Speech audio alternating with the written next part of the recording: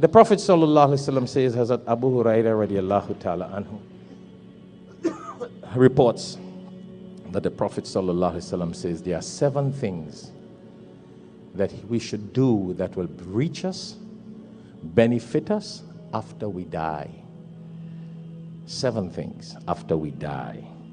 Inna mimma yalhaqul mu'min min amalihi wa hasanatihi ba'da mautihi. That certainly these rewards and benefits reach a person who does certain deeds, certain actions while he's alive. He benefits from these deeds after he dies. And what are those deeds? Number 1, the Prophet ﷺ says, Ilman allamahu wa nasharahu. He says, ilm that you teach, knowledge that we teach. See? Knowledge that we teach, and when we die, the people that benefit from that, we get their blessings, and it will be continuous for us after. It will continue to be a blessing for us even after we die. You know, like how here in Darul Uloom, we teach students, imams, hufaz, learn Islam.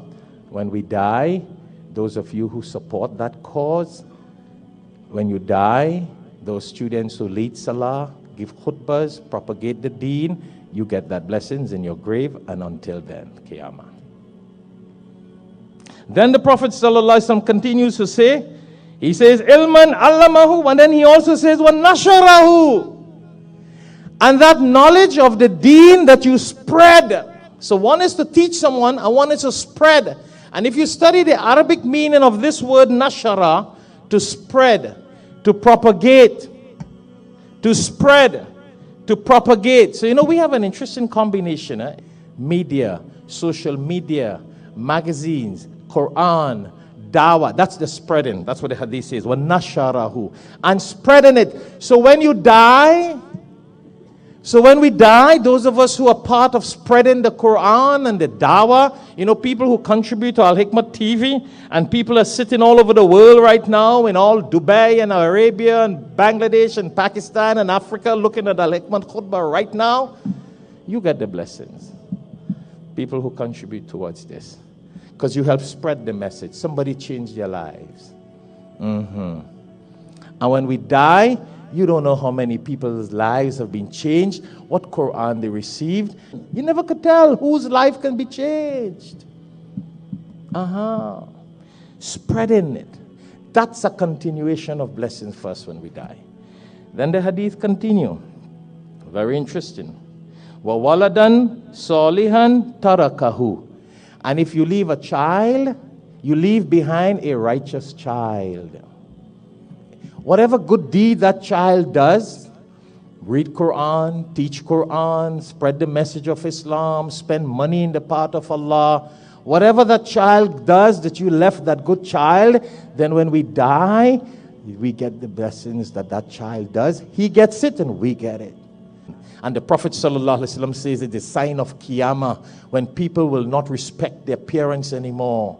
People will not do anything for their parents, living or dead.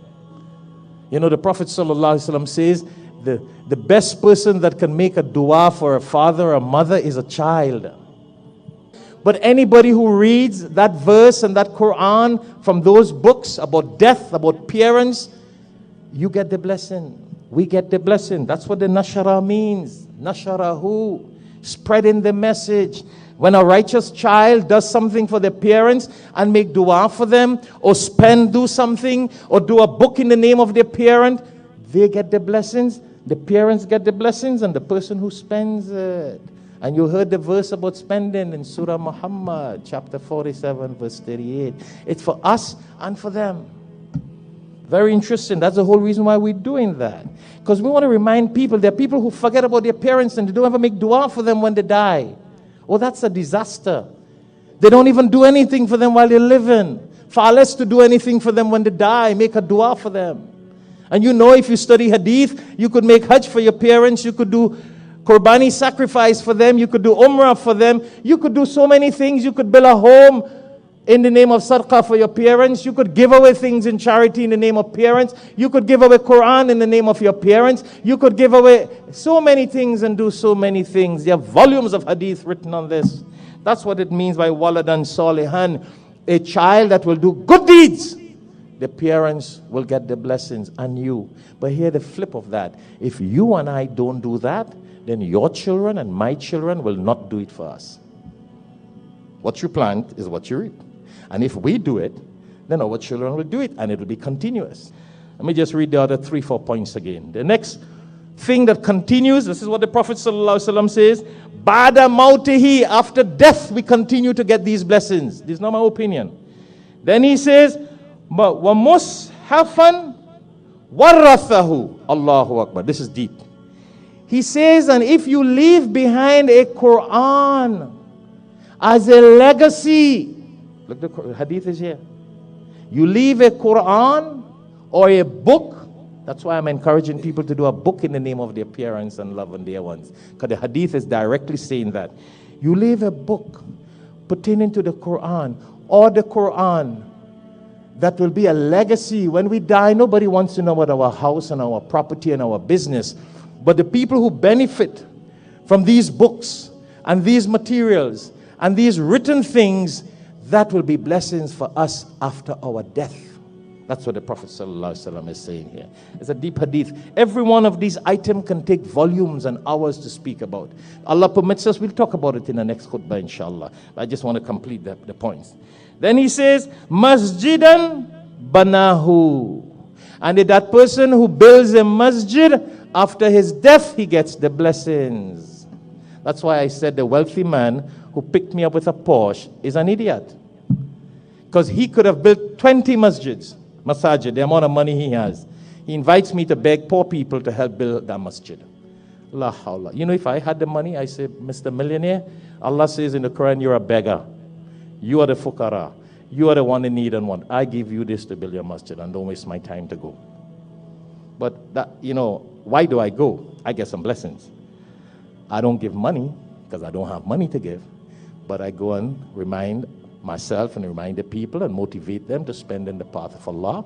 So everybody who contribute, they get blessings. I get blessings for being a means of motivating people. So that's why I go around America, go all over when people invite me to do fundraisings, to build masjids and Islamic school. But the people who have the means and they don't do it, they will have to answer to Allah for being a miser. Then Allah says, and Baitan li ibn Sabil banahu. And so you hear about teaching, spreading the message, a righteous son, leaving the Quran or the knowledge of the Quran or the propagation of the message of the Quran, building a masjid. Here the next item. The fifth one.